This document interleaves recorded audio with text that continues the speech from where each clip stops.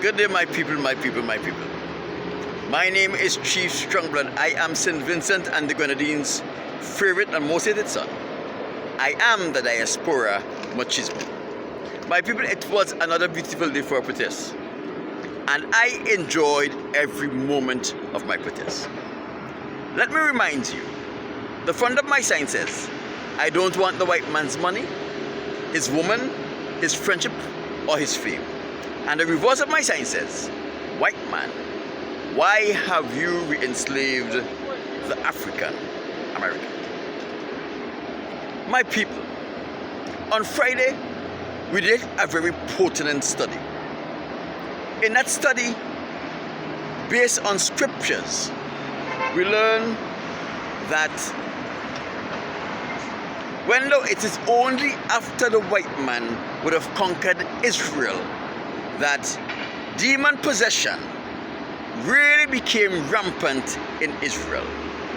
If we go and peruse the entire Old Testament, there were only one instance where there were demon possession in that entire Old Testament. That is when King Saul, the king of Israel, violated the instructions that the Most High God gave to him and encouraged the entire Israelite army to do the same. As a result, the Most High removed his spirit from Saul, and he put an evil spirit to trouble Saul. My people, however, after the Romans, the Caucasians, those who Satan gave his great authority over the demonic world, after they conquered Israel, what did they do? Everything that the Most High said that you should not do, that resulted in you becoming demon possessed, they outlawed it. It was the Most High instructions to the Israelites that anyone who get involved in homosexuality, bestiality, they must be put to death, and they were put to death immediately. Anyone who was responsible for causing a woman to lose the child that she was carrying in the pregnancy that she experienced was put to death, and they were put to death immediately.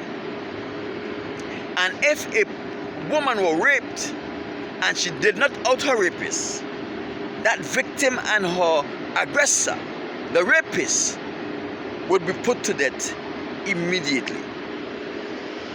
So this is why we did not have any large-scale demon possession in Israel prior to the inception of the Caucasians going to Israel and conquering Israel.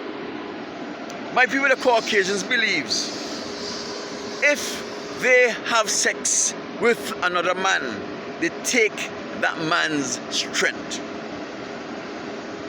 This is their belief, and it is true to a certain point. They don't take his strength. But what happens if a man is allowed to have sex with another man?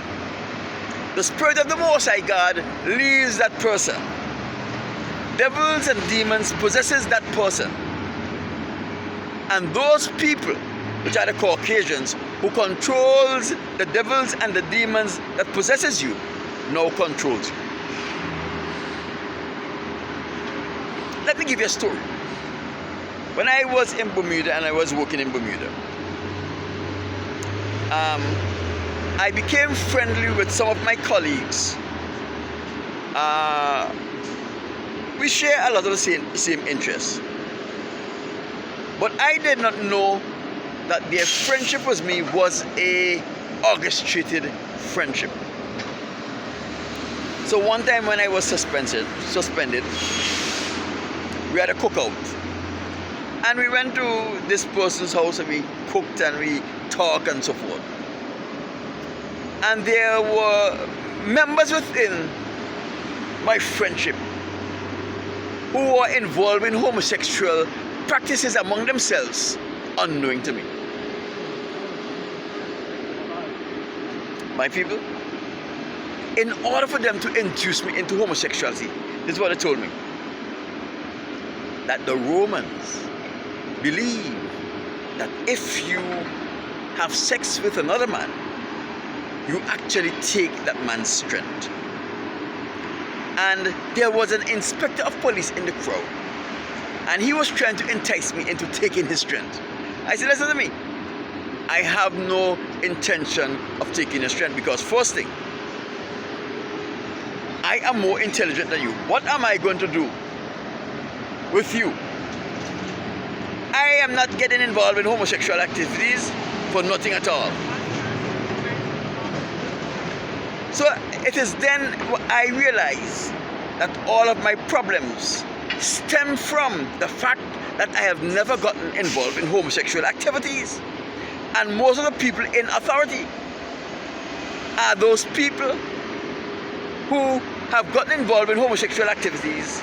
The Spirit of the Most High have left them, and they are now the slave of some white person.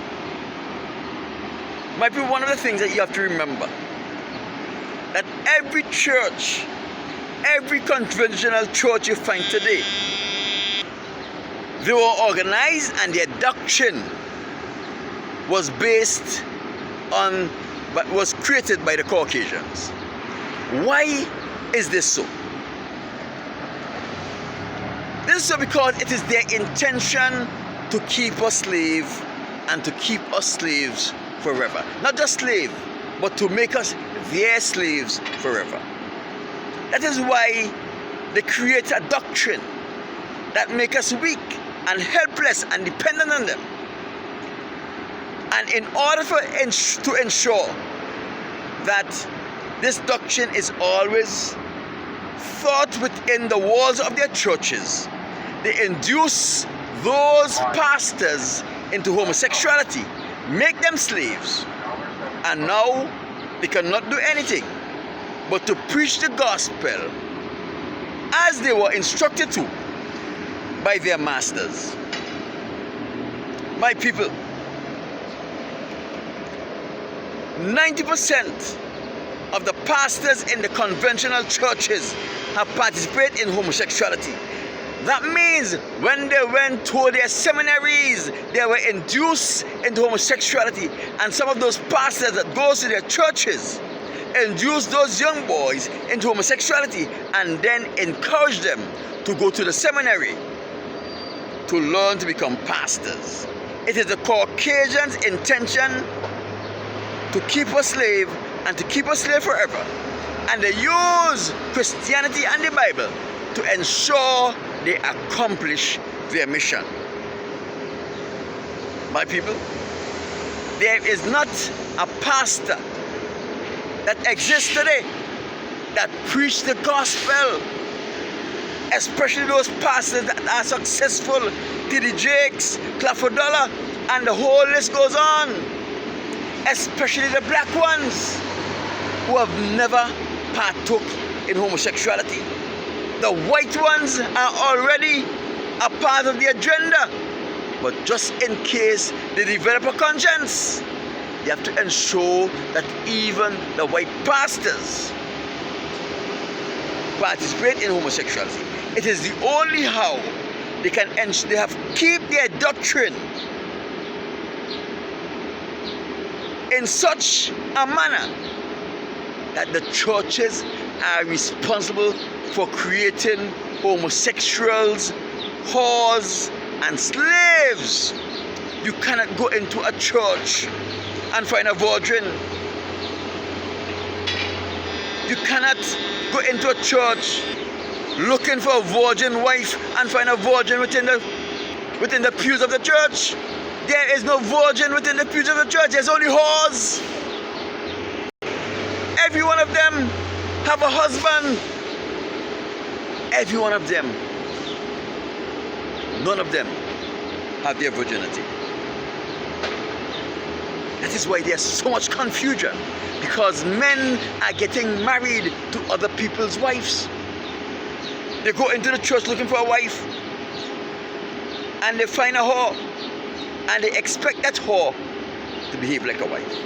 My people, this is the whole plan of the Caucasians to ensure